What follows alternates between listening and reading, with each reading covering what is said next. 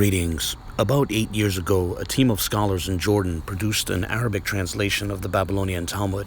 While I haven't actually gained access to this work yet, I've been fascinated by the idea for years and have wanted to take a look at it, first and foremost because I had heard rumors that some members of the translation team were local Middle Eastern Christians who were familiar with Aramaic, but more importantly, I was fascinated by the idea of an ancient Hebrew and Aramaic corpus being translated into another Semitic language by, native speakers of that Semitic language, namely Arabic.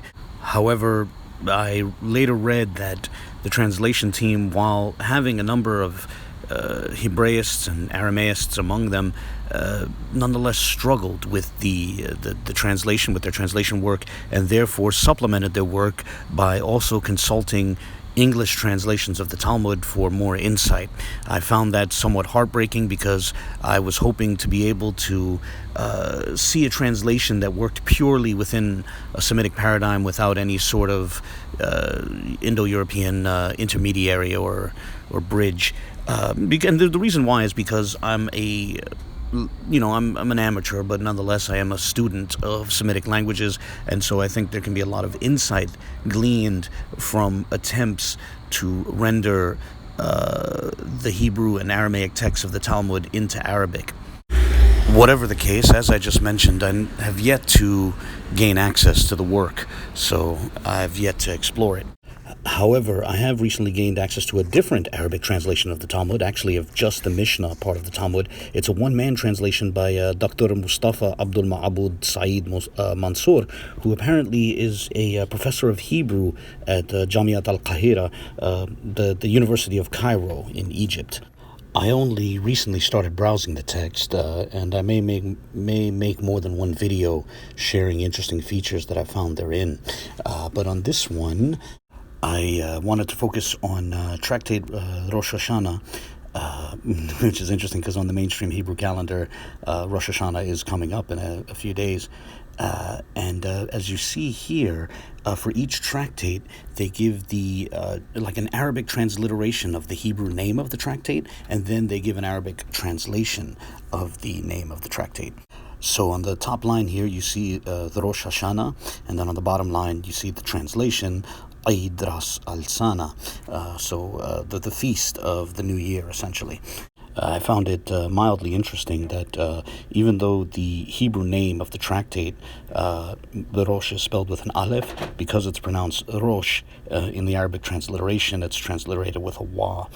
For anyone interested, I re-rendered the Hebrew name of the tractate, the Arabic transliteration, and the Arabic translation into the Phoenician script as sort of a neutral medium between the Arabic and Ashuri, or standard Hebrew script, so that way people could see how close and how different the different renderings are.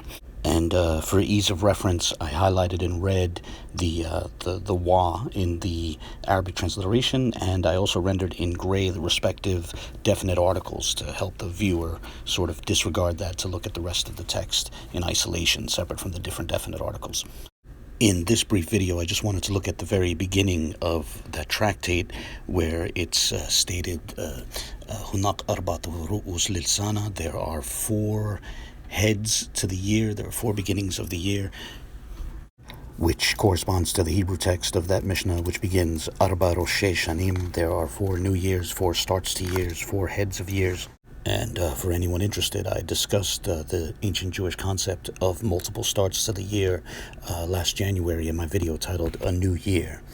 In this very brief video, I want to focus on the fact that the opening of Tractate Rosh Hashanah mentions 4 different months on the Hebrew calendar. And this is interesting because the Arabic translation uses corresponding Arabic names for 3 of those months.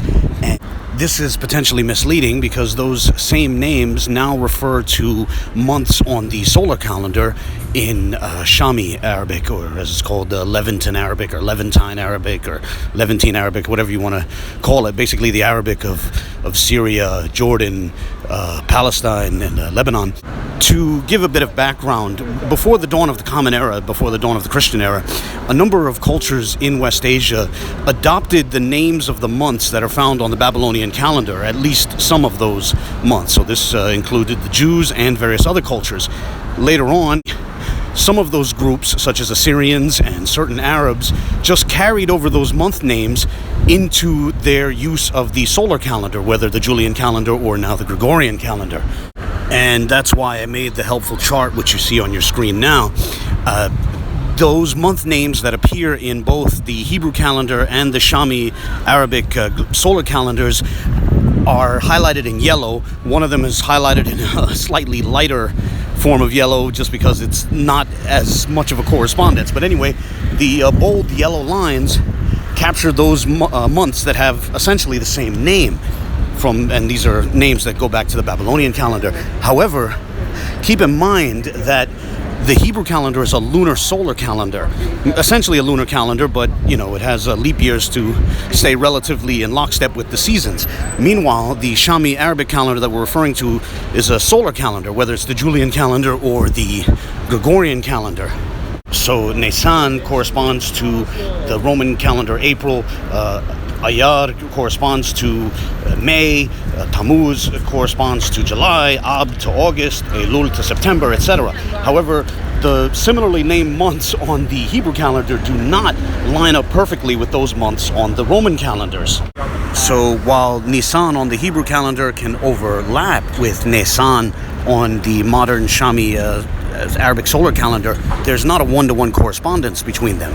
These months are not referring to exactly the same thing. So when one is referred to by the name of the other, there's at least potential room for confusion, at least for a person who's not reading the text carefully. So let's take a look at the text. The first of the 4 months mentioned in the Hebrew text is the month of Nisan. The Arabic translation renders that Nisan, which happens to be the name of April on the Shami Arabic solar calendar. The second of the 4 months mentioned in the Hebrew text is the month of Elul. The Arabic translation renders that Elul, which now happens to be the name of September on the modern Shami Arabic solar calendar. Skipping ahead to the 4th month, the Hebrew text references the month of Shvat. The Arabic translation renders that Shubat, which happens to be the name of February now on the modern Shami Arabic calendar. And that's it. I'll stop here. That's all I wanted to show in this brief video, as I personally thought that was interesting. As I said, I just started exploring the translation.